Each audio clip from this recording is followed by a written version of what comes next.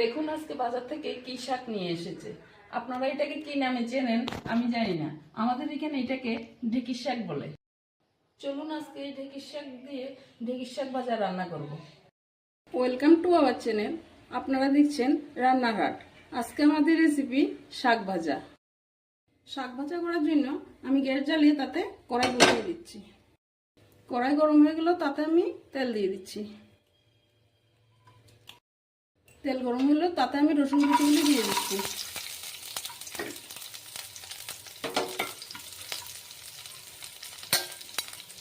রসুনগুলি লাল লাল করে ভেজে নেব।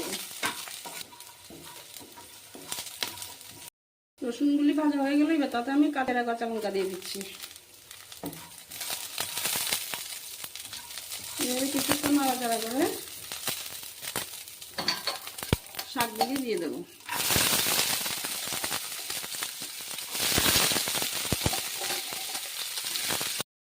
এবার তাতে আমি পরিমাণ মতন লবণ দিয়ে দিচ্ছি।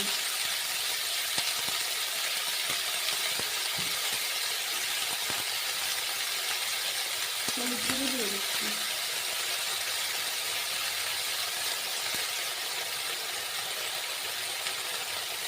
সামান্য পরিমাণ জিরে গুঁড়ো দিয়ে দিচ্ছি।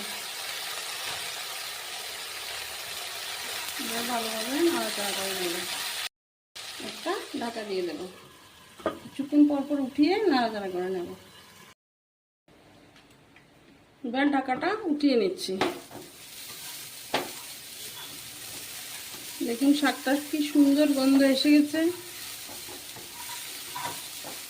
এভাবে গ্যাসের আঁচ কমিয়ে কিছুক্ষণ ভেজে নিতে হবে। 7 মিনিট ভাজলেই হয়ে যাবে।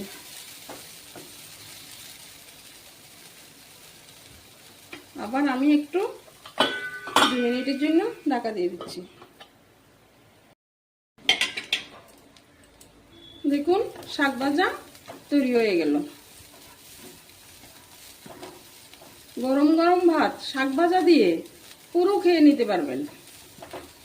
এইভাবে একবার বাড়িতে শাক ভাজা বানিয়ে দেখবেন, কেমন হয়েছে আমাকে কমেন্টে জানাবেন।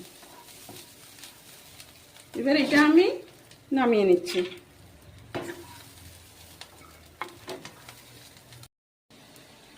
এমন নতুন নতুন ভিডিও পেতে সাবস্ক্রাইব করুন রান্নার হাট।